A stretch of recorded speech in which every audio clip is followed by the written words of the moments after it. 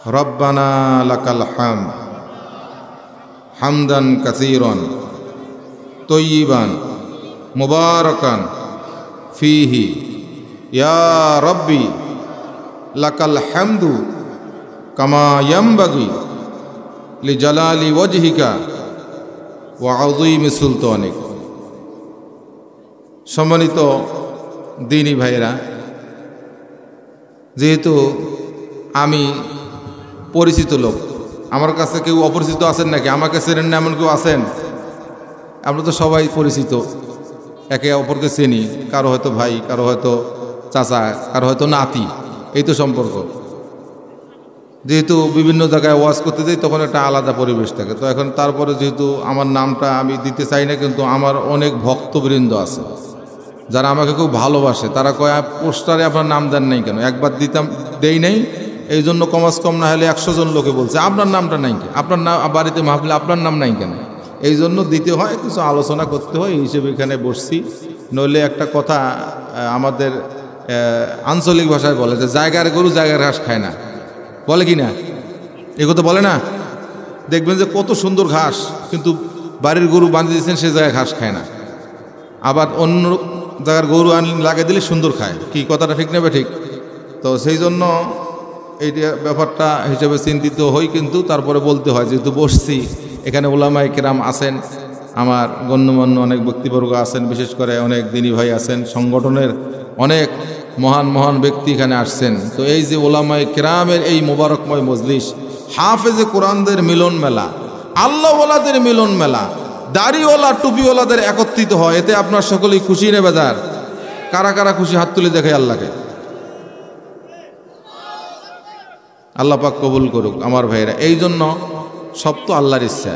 এখানে একটা কৃষি জমি ছিল, কোনো এখানে নামাজ, এই মহল্লার ভিতরে কোনো মসজিদ ছিল না, আজান হতো না, একামত হতো না, কোরআন তেলাওয়াত তো দূরের কথা।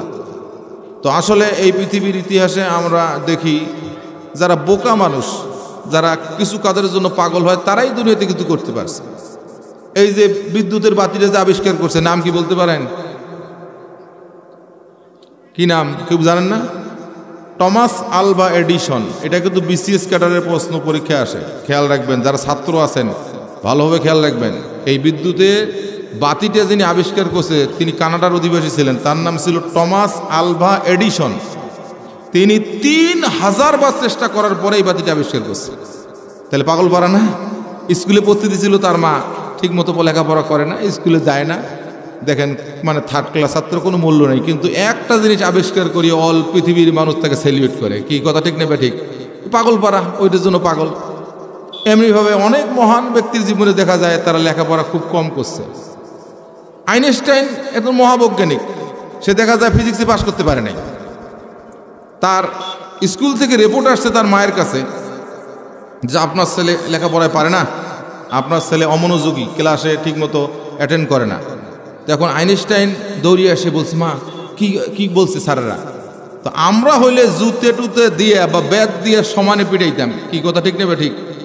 কিন্তু তার মা কত বড় বুদ্ধিমতী, তার মা বলছে, বাবা তুমি যে ভালো লেখাপড়ায় পারো, তুমি যে খুব ভালো স্টুডেন্ট, এটাই তোমার স্যারেরা তোমার প্রশংসা করছে। সেই জন্য কোনো মানুষকে অনুৎসাহিত করা যাবে না, কোনো বাচ্চাকে কোনোদিনও নিরুৎসাহিত করা যাবে না যে তোর দ্বারা কি হবে, এই কথা বলা যাবে না। এই পৃথিবীতে যারাই নাকি নিম্নমানের তারাই বড় বড় বিরাট কাজ করে বসছে। নজরুল ইসলামের কি লেখাপড়া আছে? এসএসসি পাস করে নাই। আমাদের নবী মুহাম্মদ রাসূলুল্লাহ সাল্লাল্লাহু আলাইহি ওয়াসাল্লাম তিনিও কোনো শিক্ষকের কাছে লেখাপড়া করেন নাই। জোরে বলি না সুবহানাল্লাহ। এরকম মহান মহান ব্যক্তি আছে।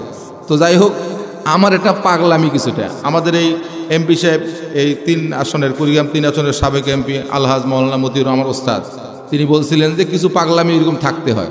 তো যাই হোক, এই যে মোবারকময় মজলিস, এখানে মাদ্রাসা কায়েম হয়েছে, ছাত্ররা লেখাপড়া করতেছে, কোরআনের তেলাওয়াত হচ্ছে, 5 ওয়াক্ত 5 বার নামাজে আজান হচ্ছে, ইকামত হচ্ছে, কোরআন তেলাওয়াত হচ্ছে, জামাত কায়েম হয়ে গেছে। এতে আপনার সকলেই খুশি নেবে যার? জোরে একটু হাত তুলে দেয়, কারা কারা খুশি? হাত তুলে দেখায়। আলহামদুলিল্লাহ, আল্লাহ পাক কবুল করুক। তো যাই হোক, এখন আমি একটা আয়াতে কারিমা তেলাওয়াত করছি। আল্লাহ পাক বলতেছেন সূরা জুমআর 8 নম্বর আয়াত।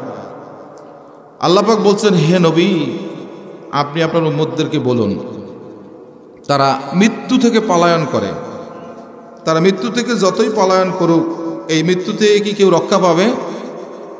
আল্লাহ পাক বলতেছেন, কুলিন্নাল মাউতাল্লাযী তাফিরুনা মিনহু ফাইন্নাহু মুলাকিকুম। তার সঙ্গে তার সাক্ষাৎ হবে, মোলাকাত হবে, দেখা হবে মৃত্যুর সঙ্গে, মালাকুল মাউতের সঙ্গে, আজারের সঙ্গে। এর থেকে রক্ষা পাওয়ার কারো কোনো বুদ্ধি আছে? কোনো বুদ্ধি নাই। তারপরে আল্লাহ পাক সামনের দিকে বলতেছেন, সুম্মা তুরাদ্দুনা ইলা আলিমিল গায়বি ওয়াশ শাহাদাতি। অতঃপর তোমাদেরকে এমন এক প্রভুর কাছে যেতে হবে, তিনি তোমার প্রকাশ্যে তুমি যা করো তাও তিনি জানেন, তুমি গোপনে যা কিছু করো তাও তিনি জানেন। এমন এক মহান প্রভুর কাছে তোমাকে ফেরত যেতে হবে। ফায়ুনাব্বিউকুম বিমা কুনতুম তা'মালুন। আর তোমার যত আমল তুমি করতেছো, ভালো করো আর খারাপ করো, সব বিষয়ে সেই দিন তোমাকে আল্লাহর কাছে কি করতে হবে? জবাব দিতে হবে, জিজ্ঞাসিত হবে তুমি।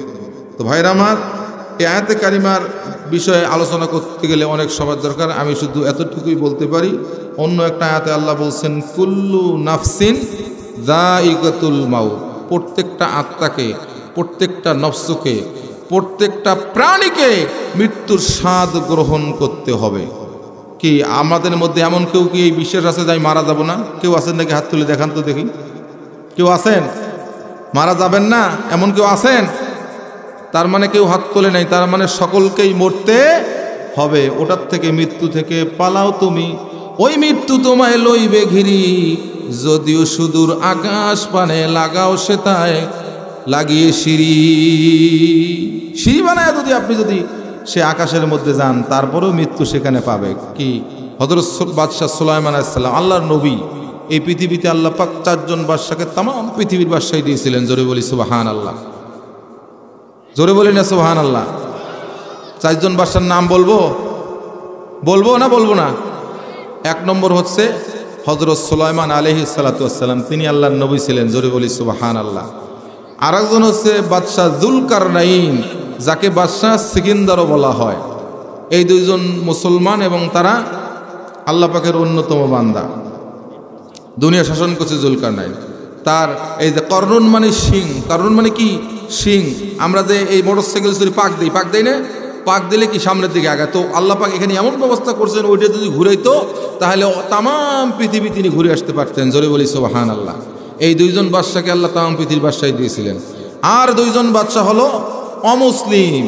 একজন হচ্ছে বখতে নসর, আর একজনকে নমরুদকে তাম পৃথিবীর বাদশাহী দিয়েছিলেন। তো এই সুলাইমান আলাইহিস সালামের যখন মৃত্যুর সময় আসছে, তিনি দাঁড়ানো অবস্থায় লাঠিতে ঠেস দিয়ে দাঁড়ায় আছে। আজরাইল এসে বলছে, বাদশাহ নামদার, হে আল্লাহর নবী, আপনার তো সময় হয়ে গেছে, আপনার এখন মৌতের ঘন্টা বেজে গেছে। তখন হযরত সুলাইমান আলাইহিস সালাম বললেন, আমাকে 2 রাকাত নামাজ পড়ার সময় দাও। আজরাইল বললেন, না তা দেওয়া হবে না। তাহলে কি করা হবে? আমাকে একটু বসার শোয়ার সুযোগ দেওয়া। বলে তাও দেওয়া হবে না। বলে কেমন করে তাহলে আমার জান কবজ করা হবে? আপনি যে দাঁড়ানো অবস্থায় আছেন, লাঠিতে ঠেস লাগায়া এই অবস্থায় আপনার জানটাকে কবজ করা হবে। ভাইরা আমার, কোনো উপায় নাই। কিন্তু দুনিয়াটাকে এমন চাকচিক্য করা হয়েছে, এই চাকচিক্যতে মানুষ মৃত্যুর কথা, কবরের কথা, জাহান্নামের কথা, এগুলো সব ভুলে গেছে। খালি অর্থ আর অর্থ, টাকা আর টাকা, কার কত টাকা আছে। আলহাকুমুত তাকাসুর হাত্তা যুরতুমুল মাকাবির। পরস্পরে প্রতিযোগিতা করতে করতে সম্পদ বেশি, কার চেয়ে বেশি আহরণ করব, কার কয়টা বিল্ডিং, কার কয়টা বাড়ি, কার কয়টা গাড়ি, এই ধ্যান, এই ধারণা করতে করতে করতে করতে চলতেছি। হঠাৎ করে মালাকুল মউত আমার সামনে এসে হাজির হয়ে যাবে। সেই জন্য বুজুর্গানের দিন বিভিন্ন উদাহরণ, বিভিন্ন গল্পের দ্বারা মানুষকে বুঝাইছেন। যেমন এক ব্যক্তি, একটি গল্প, এক ব্যক্তি স্বপ্নে দেখতেছে তাকে একটা বাঘ তাড়া করছে, একটা বাঘ তার পিছনে ছুটছে। আচ্ছা, আপনার পিছনে যদি প্রকাশ্যে কোনো বাঘ ছোটে, আপনি দেখেন, আপনি কি ওই জায়গায় দাঁড়ায় থাকবেন? কয়েকদিন আগে দেখলাম পেপারে যে এক লোক বাঘ দেখার পরে বাঘটাকে এমনভাবে মানে তার দিকে অ্যাটেম্প নিছে, তাকে ধরবে। ওই লোক ভয়ের ঠেলায়, মানে ওই সুন্দরবন এলাকায় তার বাড়ি, খুব সে ব্যাপারে পারদর্শী, সে জানে বাঘ থাকে সবসময় এলাকায়। ওইভাবে সতর্কতা অবস্থায় তার কাঁকড়া শিকার করে বিক্রি করে। তো এখন যেই দেখছে বাঘ, তখন তিনি আড়াল হওয়ার চেষ্টা করছে, কিন্তু তাও পারে নাই। শেষ মতো আস্তে আস্তে গাছের মধ্যে উঠছে, কিন্তু বাঘ সেখানেও লক্ষ্য করছে তাকে, ওই জায়গায় স্থান আছে। ওই লোক সকৌশলে আস্তে করে তার ছেলের কাছে মোবাইল করছে। তখন বন বিভাগের লোকেরা বিভিন্ন বাহিনী নিয়ে যায়, বাঘকে তাড়ায় দিয়ে আস্তে করে লোকটাকে নামায় নিয়ে আসছে। এই যে কান্না, মানে বুক ভাসায় দিয়েছে, মানে সে জানে যে যদি আজকে আমি বাঘের খপ্পরে পড়তাম তাহলে আর আমার বাঁচার কোনো বুদ্ধি নাই। কি কথা ঠিক নেবে ঠিক? তো এখন স্বপ্নে এক ব্যক্তি, একটি গল্প, স্বপ্নে এক ব্যক্তি দেখতেছে যে বাঘ তাকে তাড়া করছে। এখন দৌড়াইতেছে দৌড়াইতেছে, বাঘও পিছনে দৌড়ায়, সেও দৌড়ে, বাঘও দৌড়ে, দৌড়াইতে দৌড়াইতে দৌড়াইতে দৌড়াইতে দৌড়াইতে এখন বেচারা বাঘের খপ্পর থেকে বাঁচার জন্য একটা গাছের মধ্যে উঠে গেছে। গাছের মধ্যে উঠলে এখন আস্তে আস্তে ডালের মধ্যে বসছে, মনের মধ্যে একটু শান্তি পেল, যাক। কিন্তু বাঘ ওই গোড়ার মধ্যে বসা আছে। বাঘ কোথায় বসা? গাছের গোড়ার মধ্যে বসা। তো এখন তবু তো শান্তি পাইল, যাক, বাঘ তো আর এখানে উঠতে পারবে না, অনেক দূর ডাল বা এখানে আর উঠতে পারবে না। কিন্তু কিছুক্ষণ পরে দেখে কি সর্বনাশ, যে ডালের মধ্যে সে বসা আছে ওই ডালের গোড়ায় একটা সাদা ইঁদুর এসে একটু কাটতেছে, আর একটু পরে একটা কালো ইঁদুর এসে কাটতেছে। আমার কথা কি বোঝেন আপনারা? কথা বোঝেন? কারা কারা বোঝেন? হাত তুলে দেখা একটু। বুঝেন? আচ্ছা, আলহামদুলিল্লাহ। তো ওই কথাটা আমি বলি যে এক ডিস্ট্রিক্টে যখন ওয়াজ করতে গেছিলাম, প্রায় বলি, মানে মনে আসে, মিয়া সাহেব আজকে রু খাইবা না কালকে রু খাইবা? মিয়া সাহেব মানে এর কথা হলো যে গতকালেরও কিছু পাক করা আছে, এখন নতুন করে পাক শাক হইতেছে, আপনি কি আগের গুলো পাক এখন খাবেন না একটু অপেক্ষা করি নতুনটা খাবেন? মিয়া সাহেব আজকে রু খাইবা না কালকে রু খাইবা? তো তারপরে ওই যে মিষ্টির দোকানে নিয়ে গেছে, তখন কইতেছে যে এই মিয়া সাহেব লাল গু খাইবে না কালা গু খাইবা? মানে কথার স্টাইল দেখেন। আমাদের এই দেশে বাংলাদেশে আমাদেরই তো এখানের ভাষা আর চরাঞ্চলের লোকের ভাষার মধ্যে তফাৎ আছে না নাই? দেখবেন বরিশালের লোক, আমি বরিশালে যখন লেখাপড়া করতেছি সারছি না, কয় এ মাতারি ওম নাকি বদ্দা খড়া, এটা মানে চট্টগ্রামের ভাষা। কিছু বোঝায় কিছু বোঝায়, আইয়ে গেছে, পইরে গেছে, ফাইটে গেছে, চললে গেছে, তাদের কথার ভাব দেখেন। এইভাবে বললেই বুঝবো এর লোক বরিশাল। বলে ভাই আপনার বাড়ি কই? মোরে জিজ্ঞেসেন? বলে আর বলা লাগবে না, মোরে কথা বললেই জানবেন বাড়ি বরিশাল। কোথায়? বাড়ি বরিশাল। আঙ্গমায় হান হয় না, এর বাড়ি কোথায়? না না, নোয়াখালী। আঙ্গমায় হান হয় না, পানির কয় হানি, পরে হ বানায় তারা। যাই হোক, আমি ওই দিকে কথা, আমার কথা বোঝেন তো আপনারা? তো এখন ওই বেচারা গাছের মধ্যে ডালের মধ্যে বসা আছে, তো এখন দেখতেছে যে সর্বনাশ, নিচে তো বাঘ বসা, তো এখন আমি তো ভালোই বসছি, কিন্তু ওই গাছের ডালের গোড়ায় আবার একটা সাদা ইঁদুর একটু কাটে, আর একটা কালা ইঁদুর একটু পরে এসে কাটতেছে। তো কিছুক্ষণ পরে হঠাৎ করে দেখলো তার গায়ের মধ্যে একটা টপ করে কি যেন একটা বৃষ্টির মতো একটা ফোঁটা পড়ছে। উপরের দিকে তাকায় দেখে এত সুন্দর মৌমাছি চাক বাঁধছে উপরের ডালে, সেই মধু না কেউ পারে নাই, ওইটা মধু আস্তে আস্তে টোপাটো হয়ে পড়তেছে। তো আস্তে সে জিব্বা ওই জায়গায় বাজায় দিয়ে খাইতেছে, এত সুস্বাদ, তাই না? এরকম টাটকা মধু, এইরকম মানে কোনো ভেজাল মুক্ত মধু হইলে কেউ কি ছাড়তে চায়? বলেন, কেউ ছাড়তে চায়? কেউ ছাড়তে চায় না। এখন খাইতেছে, এর মধ্যে তার ঘুম ভাঙে গেছে। এখন এই যে খাওয়ার তালে আছে, এইদিকে যে তার গোড়া কাটতেছে এবং গাছের গোড়ায় যে বাঘ বসা আছে এটা তার খেয়াল নাই, ঘুম ভাঙছে। তো যারা নাকি স্বপ্ন দেখি আমরা, সব সময় সব স্বপ্ন কি যেখানে সেখানে বলা যাবে? ভাইরা আমার, এই স্বপ্নের তাবির, স্বপ্নের ব্যাখ্যা করিয়া হযরত ইউসুফ আলাইহিস সালাম কারাগার থেকে মুক্তি লাভ করেছিলেন। জোরে বলি সুবহানাল্লাহ, তাই না? হযরত ইউসুফ আলাইহিস সালামকে অন্যায়ভাবে জোর জুলুম করে, অত্যাচার করে তাকে কি করা হয়েছে? জেলের মধ্যে আবদ্ধ করে রাখা হয়েছে। আমাদের এই বাংলার জমিনে 90% মুসলমানের দেশে হক্কানি আলেমকে জেলের মধ্যে পচায় পচায় মারা হয়েছে। কি কথা ঠিক নেবে ঠিক? অত্যন্ত দুঃখ, অত্যন্ত আফসোস। আমরা কোথায় বসবাস করি? আমার ভাইয়েরা, মুফতি জসিমউদ্দিন রহমানী 12টা বছর মধ্যে জেলের মধ্যে ছিল। তার কি ছেলে মেয়ে নাই? তার কি বাবা মা নাই? তার কি স্ত্রী নাই? 12টা বছর একজন আলেম জেলের মধ্যে থাকলো। আমরা তো সুবিধাবাদী আলেম, যখন যেমন পাইছি ওয়াজ করছি। আল্লামা দেলোয়ার হোসেন সাইদি সাহেব 13টা বছর জেলের মধ্যে থাকলো, তারপরে আমাদের কোরআন থেকে বঞ্চিত করা হলো। কোরআনের পাগল পড়া হয়ে মানুষ এত কোরআনের প্রতি, এখনো বাংলার মানুষ কোরআনের কথা আলোচনা করলে, কোরআন তেলাওয়াত করলেই মানুষ নীরব নিস্তব্ধ হয়ে যায়। আর আল্লাহ পাক এইরকম ব্যক্তিত্ব এই বাংলার জমিনে কেন অল পৃথিবীতে দিবি কিনা সন্দেহ আছে। কি কথা ঠিক নেবে ঠিক? আমার ভাইয়ের শুধু আমি নই, আলেম বলেন এবং কওমি বলেন, খারিজি বলেন, রফাদানি বলেন, আহলুল হাদিস বলেন, বিভিন্ন মতের মধ্যে পার্থক্য থাকবে, কিছু থাকবে, কিন্তু দেলোয়ার হোসেন সাঈদী সাহেবের ব্যাপারে কোনো ব্যক্তির কোনো ধরনের মত পার্থক্য ছিল না। কি কথা ঠিক না ঠিক? সকলেই এক বাক্যে তাকে জানতো ভালো, এবং তার কণ্ঠের মাধ্যমে আল্লাহ যেই কোরআন মানুষকে শুনিয়েছে এটা আর পৃথিবীতে হবে কিনা সন্দেহ। আল্লাহ যেন ওই রকম আরও এক ব্যক্তিত্ব তৈরি করে দেন, সকলে বলে আমিন। তো আমার ভাইরা, তো এখন ওই লোক এই স্বপ্নের কথা একজন হক্কানি আলেমের কাছে বলছে, নিয়মও তাই, এভাবে জিজ্ঞাসা করতে হবে। তখন তিনি বলছে, দেখো তোমার এই স্বপ্নের যে বাস্তব রূপরেখা সেটা হচ্ছে এই যে তোমার গাছের গোড়ায় যে বাঘটা বসা আছে ওইটা হচ্ছে তোমার আজরাইল। ওইটা কি? আজরাইল।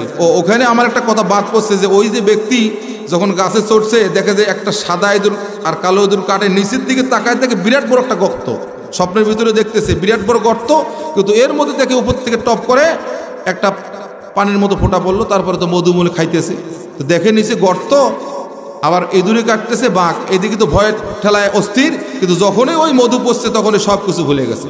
তো এখন এই আল্লাহওয়ালা লোক বলতেছে, তোমার এই বাস্তব রূপরেখা হলো যে গাছের গোড়ায় যে জিনিসটা বসা আছে সেটা হচ্ছে তোমার আজরাইল। সেটা কি?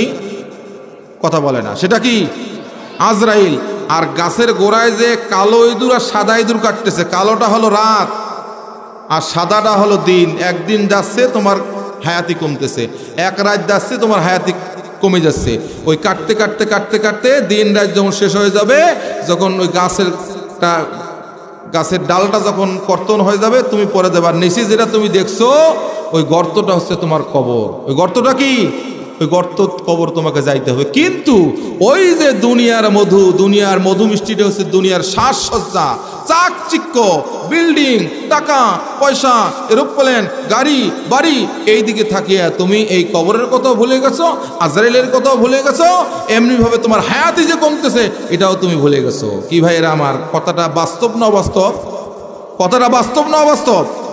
সেই জন্য আমার ভাইয়েরা, আমি কথা দীর্ঘায়িত করব না, সবচেয়ে বড় কথা হলো আল্লাহর কোরআনুল কারিমের আয়াতে কারিমা কোনো ব্যক্তি অস্বীকার করতে পারে নাই। কোরআনের অনেক আয়াতে কারিমা, এমনকি গোটা কোরআনকে অনেক বেঈমান কাফেররা অস্বীকার করছে। কুল্লু নাফসিন যায়কাতুল মাউত, এটা কি অস্বীকার করতে পারছে? নাস্তিকও যদি হয় আল্লাহর এই কথাকে অবিশ্বাস করতে পারবে না। তো এখন হাদিস শরীফে রাসূল সাল্লাল্লাহু আলাইহি ওয়াসাল্লাম বলছেন, ইযা মাতাল ইনসানু ইনকাতা আনহু আমালু, মানুষ যখন মারা যাবে তার সমস্ত আমল বন্ধ হয়ে যাবে। আমরা যখন মারা যাবো, যেমন এখানে বসা আছি, বসা থাকলে আমাদের আমল নামায় সব হইতেছে কি হইতেছে না? যতক্ষণ বসা থাকবো ততক্ষণ পর্যন্ত বেহেশতের একটা অংশে আমরা থাকবো, জোরে বলি সুবহানাল্লাহ। ততক্ষণ পর্যন্ত আল্লাহর রহমতের মেঘমালা দিয়ে আমাদেরকে ডেকে রাখা হবে, জোরে বলি না সুবহানাল্লাহ, জোরে বলি আলহামদুলিল্লাহ, জোরে বলি আল্লাহু আকবার। আর আমাদেরকে ফেরেশতারা চতুর্দিকে বেষ্টন করে আছে, আর স্বয়ং আল্লাহ পাক রব্বুল আলামিন আসমানে আমাদের নাম নিয়ে ফেরেশতাদের কাছে আলোচনা করতেছেন, জোরে বলি সুবহানাল্লাহ। অতএব ভাইরা আমার, আমাদের এই দুনিয়া থাকার জায়গা নাই। রাসূল সাল্লাল্লাহু আলাইহি ওয়াসাল্লাম বলতেছেন, যখন মানুষ মারা যাবে, মারা গেলেই সমস্ত আমল বন্ধ। না পারবে রোজা রাখতে, না পারবে নামাজ আদায় করতে, না পারবে তেলাওয়াত করতে, এমনকি নবীজি আমার বলেছেন, তোমার মা বাবার চেহারার দিকে তুমি যদি একবার চোখ দিয়ে একটা রহমতের নজরে তাকাও, তোমার মা বাবার চেহারার দিকে একটা ভালোবাসার নজরে তাকাও, একবার শুধু একটা পলক দিয়ে দেখছো আমার মা আমার বাবা, এটা মনে মনে নিয়ত করেছো, হায়রে আমার মা কত কষ্ট করে আমাকে গর্ভে ধারণ করেছে, আমার বাবা আমার জন্য কত কষ্ট করে, এই ধ্যান, এই খেয়াল, এই মন মানসিকতা নিয়ে যদি কোনো ব্যক্তি তার মা বাবার চেহারার দিকে একবার তাকায় দেখে, আমার নবী বলছেন তার আমল নামায় একটা কবুল হজের সব লিখে দেওয়া হবে। ভাইরা আমার, সবচেয়ে আমার এখন এই কথাটা বলতে গেলে আমার খুব কান্না আসে যে আমার বাবা এই মাহফিলটা আজকে 12 বছর যাবৎ অনেক কষ্ট একটা মাহফিল কায়েম করতে। আমি এবার কিছুটা বুঝলাম, কারণ আমি অনেক দিন আগেই প্রায় 5-7 দিন থেকে এই মাহফিলের জন্য বাড়িতে আসছি, দেখি যে কত ধরনের একটা অ্যারেঞ্জমেন্টের কাজ, কিন্তু এই সমস্ত কাজগুলোর আয়োজন আমার আব্বা করছে, আমাকে কোনো টেনশন করা লাগে নাই। যেদিন মাহফিল হয়েছে ওই দিন ওখানে গাড়িতে চড়ছি, বিকেলে আসি পৌঁছি, সব রেডি, কোনো ফিনিশিং, কোনো সমস্যা নাই। কিন্তু আমার বাবা এখন অসুস্থ হয়ে গেছে, বৃদ্ধ হয়ে গেছে, তা সে চলতে পারে না, ফিরতে পারে না, আমার অন্তরের ভিতরে মায়া লাগে, মহব্বত লাগে, ভালোবাসা লাগে। ভাইয়ের আমার, এরকম যারা নাকি নিক্কার বান্দা, আল্লাহওয়ালা বান্দা, তাদের সকলের লাগার কথা। কি কথা ঠিক নেবে ঠিক? আর যারা উদ্ভট, যারা উচ্ছৃঙ্খল, যাদের অন্তরের ভিতরে মা বাবার মহব্বত নাই, ভালোবাসা নাই, তাদের কোনোদিনও খারাপ লাগবে না। কারণ তা তো মা বাবার মরে গেলেই ভালো। তাদের মতে মা বাবা কত জ্বালা যন্ত্রণা। তো এখন মা বাবার চেহারার দিকে তাকাইলেও সব আপনি জীবিত থাকা অবস্থায়, তাই না? কিন্তু আপনি মারা গেলে আপনি কি পারবেন পলকটা দিতে? কথা বলেন, আপনি কি চোখ তুলে তাকাইতে পারবেন? আপনার সব আমল শেষ। তাসবিহ তাহলিল তেলাওয়াত করতে পারবেন না, দান করতে পারবেন না, সদকা করতে পারবেন না, কোনোভাবে আপনার কোনো আমল নাই। কিন্তু 3টে কাজ যদি আপনি মরণের আগে করেন, কয়টা কাজ? কথা বলেন না, কয়টা কাজ? কয়টা? সকলে বলতে হবে কয়টা কাজ? জোরে বলেন, কয়টা কাজ? 3টে কাজ। এই 3টে কাজ করতে রাজি আছি না নাই? এই 3টে কাজ, 1 নম্বর হচ্ছে ইযা মাতাল ইনসানু ইনকাতা আনহু আমালু ইল্লা মিন সাদাকাতান জারিয়াতান। এমন দান, এমন সাদাকা যদি কোনো ব্যক্তি করে যেটা প্রবাহমান থাকে, যেমন মসজিদ নির্মাণ করা, মাদ্রাসা নির্মাণ করা, ব্রিজের ব্যবস্থা করে দেওয়া, রাস্তাঘাট তৈরি করা, যতদিন পর্যন্ত এটা থাকবে তার একটা সওয়াবের অংশ ওই ব্যক্তির আমলনামায় জমা হতেই থাকবে, হতেই থাকবে, হতেই থাকবে। জোরে বলি সুবহানাল্লাহ। আর 2 নম্বর হচ্ছে ওয়া ইলমিন ইউনতাফাউ বিহি। এমন উপকারী বিদ্যা যেটা শিখলে মানুষ জান্নাতে যায়, যেটা শিখলে মানুষ হালাল হারাম বোঝে। আজকে আমাদের সমাজের মধ্যে 90% লোককে যদি জিজ্ঞাসা করি, ভাই গোসলের ফরজ কয়টা, কেউ কবে 10টা, কেউ কবে 20টা, কেউ কবে 18টা। কথা ঠিক নেবে ঠিক? এখনই যদি প্রশ্ন জিজ্ঞাসা করি, আমার মনে হয় তো যে 10 জন লোক 100 জনের মধ্যে পাওয়া যাবে না যে সঠিক উত্তরটা দিবে। গোসলের ফরজ কয়টা বলেন তো দেখি? এই মানে সবাই বলে নাই। যারা যারা জানে তারা বলছে, আর যারা জানে না তারা চুপ করে আছে। কি কথা ঠিক নেবে ঠিক? যে কোনটা নাতে কোনটা হয়। গোসলের ফরজ কয়টা? জোরে বলি, গোসলের ফরজ কয়টা? এই যে আলহামদুলিল্লাহ, আল্লাহ কবুল করুক। তো এই যে উপকারী বিদ্যা, আমরা মুসলমান গোসলের ফরজ জানি না, উজুর ফরজ জানি না, তায়াম্মুমের ফরজ জানি না, এগুলি এখানে শিক্ষা দেওয়া হয়, এখানে পড়ানো হয়। দোয়া কুরুজ জানি না, দোয়া মাসুরও জানি না, তাশাহুদ জানি না, নামাজের বাহিরের ভিতরের ফরজ জানি না। কত ইম্পর্টেন্ট জিনিস মুসলমান হওয়ার জন্য। এমন কি আপনাদেরকে কি বলবো, দুঃখের কথা, মানে এলেম না থাকলে যে কি হয়। আল্লাহর অশেষ মেহেরবানি, একটা জিনিস জানবেন, আমাদের এই সাদ্দারগা নেসারিয়া আলিয়া মাদ্রাসা থাকার কারণে একজন সাধারণ লোকও তার ভিতরে অনেক জ্ঞান ঢুকে যায়। কারণ ওই যে ছাত্ররা পড়ে, সেও মাঝে মাঝে শোনে। আমার ছোট ভাই রংপুরে বিবাহ করছে, তো এক ঈদগাহ মাঠে নামাজ আদায় করতে গেছে। নামাজ পড়ার পরে ইমাম সাহেব 6 তাকবীর দিতে হবে না, তো ওই 6 তাকবীর না দিয়েই নামাজ শেষ করছে। এখন তারপরে 6 তাকবীর না দিলে তার তো শুদ্ধ করার একটা ব্যবস্থা আছে, আছে না নাই? ঈদের নামাজে 6 তাকবীর দেওয়া কি হয় না? ওয়াজিব। এই যে ভাইরা জানে আলেম, কিন্তু আমরা তো কেউ মনে জানেনই না 6 তাকবীর দেওয়া ওয়াজিব। ওয়াজিব যদি তরক হয় তাহলে কি করতে হবে? সুজদা দিতে হবে, কিন্তু সুজদাও দেয় নাই। তা আমার ছোট ভাই, সে মানে এত রাগে তম্বি হয়েছে, কিন্তু মাদ্রাসা পড়ে নাই। কিন্তু ওই যে মোটামুটি আমি কিছু এলেম অর্জন করছি, দেখছে, শুনছে, আলেম ওলামাদের সাথে মেশামেশি করছে, সে তখন রাগে তম্বি সিজদা দিল না। কিন্তু ওই মজলিসের ভিতরে একটা লোক দাঁড়ায় বললো না যে হুজুর নামাজটা তো হইল না। কিন্তু আমাদের এই উলিপুর এলাকায় আমার মনে হয় 5 মাইল সার্কেলে যদি এইরকম ভুল কোনো ইমাম সাহেব করে, তাহলে যে কোনো এক ব্যক্তি ধরে ফেলবে। কি ধরবে কি ধরবে না? কারণ হলো সকলের কম বেশি জ্ঞান আছে, কারণ আলেম ওলামা আছে এখানে। আমি যখন গাজীপুরে গেছি, তখন আমার ওই ছাত্রটা বলতেছে, হুজুর আজকে আপনার দাওয়াত। বলে কোথায়? বলে আমার বাড়িতে। বলে কিসের দাওয়াত? কয় আমার দাদি মারা গেছে, আমার দাদির নামে আমার বাবা কালু গাজীর গান মান্যত করছে। আমার দাদির নামে কালু গাজীর গান, কালু গাজীর গান হবে। আমার দাদি তো 1 বছর আগে মারা গেছে, আমার দাদির নামে কালু গাজীর গান মান্যত করছে। ওই কালু গাজীর গান আমাদের বাড়িতে হবে, এই উপলক্ষে খিচুড়ি টিচুড়ি পাক করা হবে, আপনারও দাওয়াত। আমি বলছি নাউজুবিল্লাহ আস্তাগফিরুল্লাহ, এটা কে শিখিয়ে দিছে? কই আমরা তো জানি না, আমরা তো এইভাবে করিয়েই থাকি প্রায় সময়। মানে এলেম না থাকলে, জ্ঞান না থাকলে, এবং ওই গাজীপুরে এখনও আছে, এখন কিছুটা কমছে, কারণ ওলামায়ে কেরাম সেখানে যাইতেছে, মাদ্রাসা হয়েছে, মসজিদ হয়েছে, এখনও ঢোল ডম্প নিয়ে, তারপরে সানাই বাজায়া মাজারে যায়, খাসি নিয়ে মাজারে যায়, জব করে, মাজারের নামে জব করিয়া সেখানে আবার খাওয়া দাওয়া করে। জোরে বলি নাউযুবিল্লাহ। এটা কিসের কারণে? এলেম নাই। এটা কিসের কারণে?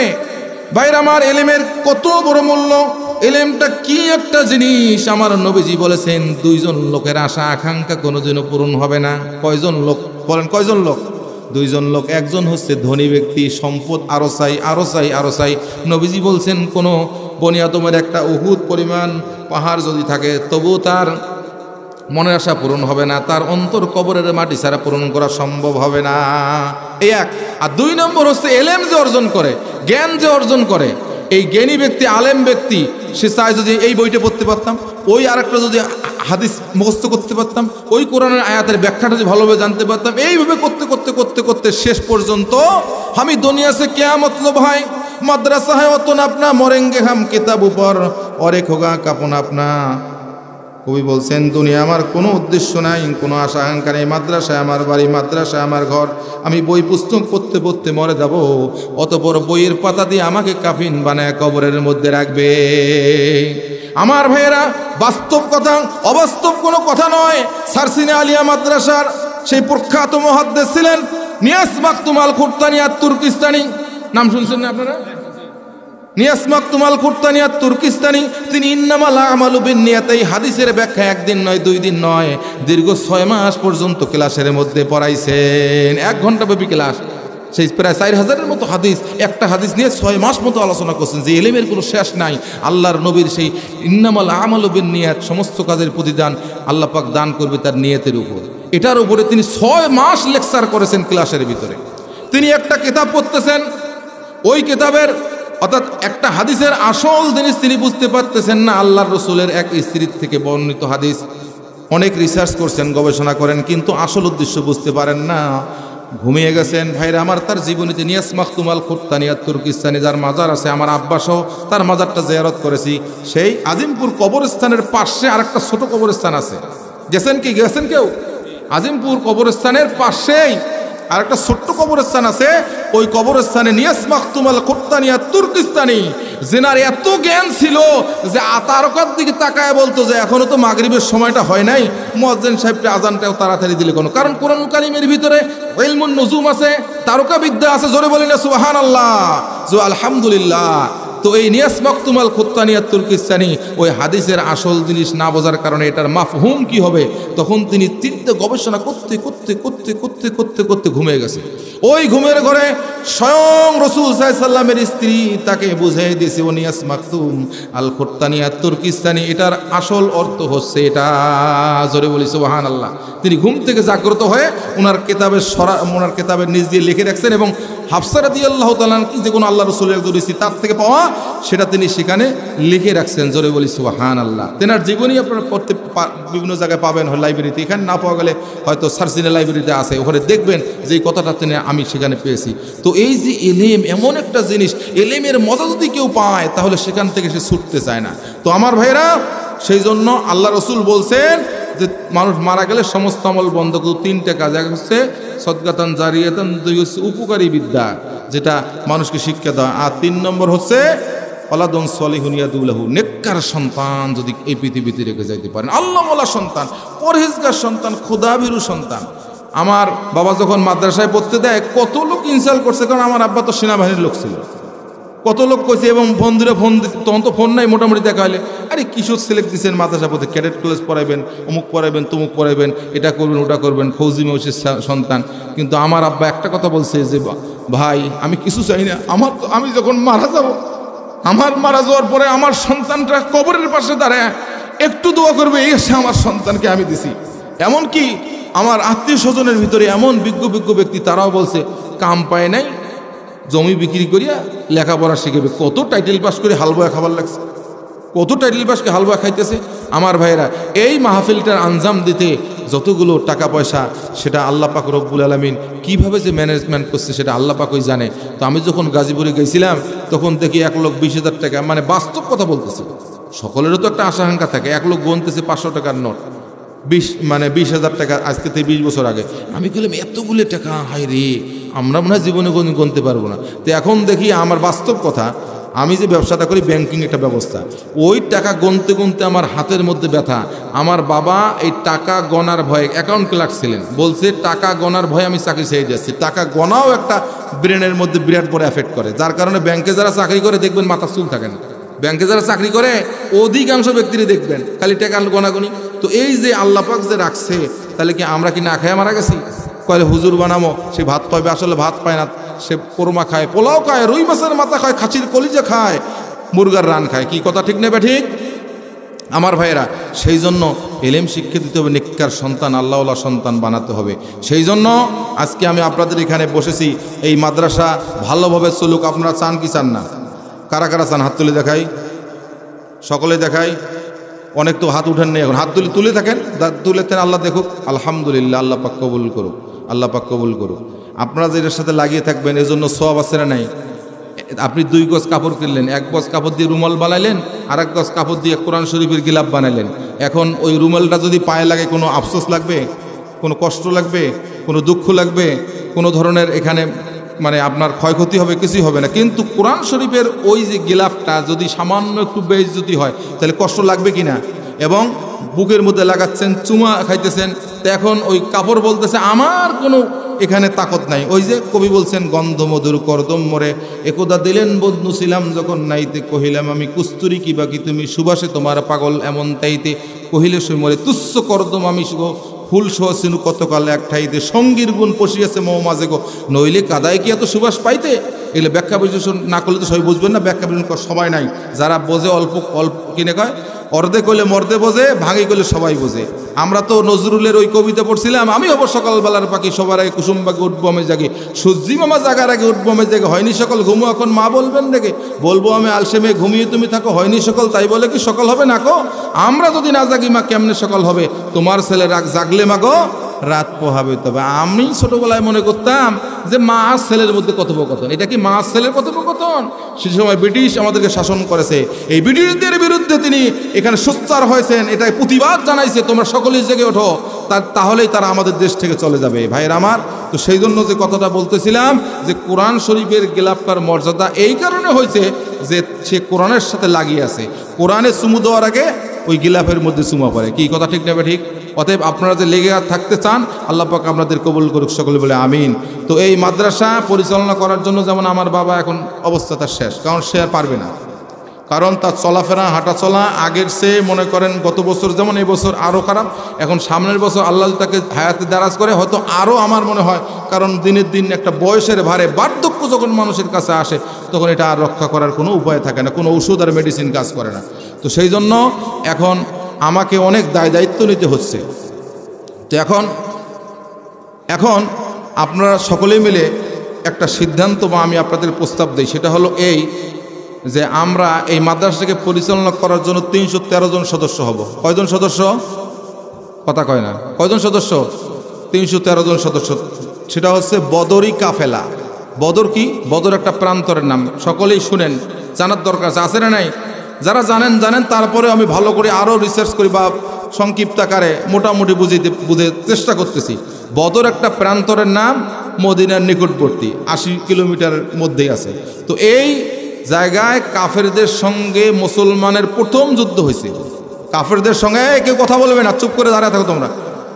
প্রথম যুদ্ধ সংগঠিত হয়েছে। ওই যুদ্ধে যদি মুসলমানরা হেরে যেত তাহলে ইসলাম চিরতরে বিদায় হয়ে যেত। মুসলমানের সংখ্যা ছিল কয়জন? 13 জন। কাফেরের সংখ্যা ছিল কয়জন? 1000 সৈনিক। কাফেররা ছিল 1000 এবং এই কাফেররা ছিল রণকৌশল বা রণসুসজ্জিত ছিল। তারা ছিল সেই সমস্ত সৈন্য বাহিনী এবং প্লাস ঘোড়সওয়ার, অস্ত্র সব নিয়ে তারা আসছে, কিন্তু মুসলমানরা ছিল নিরস্ত্র। সেই রকম তাদের ওই রকম অস্ত্রশস্ত্র ছিল না, ওই রকম রণকৌশল ছিল না। এই 313 জন মুজাহিদ, নিরস্ত্র 313 জন মুজাহিদ আর সেই সুসজ্জিত 1000 সৈনিকের বিরুদ্ধে যুদ্ধ করে সেই দিন আল্লাহ পাক রব্বুল আলামিন মুসলমানদেরকে বিজয় দান করছেন। জোরে বলি সুবহানাল্লাহ। বিজয় দেওয়ার মালিক কে? জোরে বলি বিজয় দেওয়ার মালিক কে? আমরা বলছিলাম 41 সালের আগেই পাওয়া যাবে না, বলছিলাম কি না কথাটা? সংক্ষেপে আমি বলি, আপনারা কথা বোঝার চেষ্টা করবেন, যেহেতু সময় কম, তাই না? সেই জন্য ভাইরা আমার, কিন্তু আল্লাহর কাছে কি সময় লাগছে? সময় লাগেনি। সেই জন্য এই 313 জন সাহাবিকে, যেহেতু এই 313 জন সাহাবি ওই বদরের যুদ্ধে অংশগ্রহণ করে 1000 সৈনিককে পরাজিত করছেন, আল্লাহর রসুল বলছেন আল্লাহ পাক এই 313 জনকে জান্নাত দিয়ে দেবেন। জোরে বলি সুবহানাল্লাহ। ওই 313 জনের সঙ্গে কারা কারা জান্নাতে থাকতেছেন হাত তুলে দেখাই।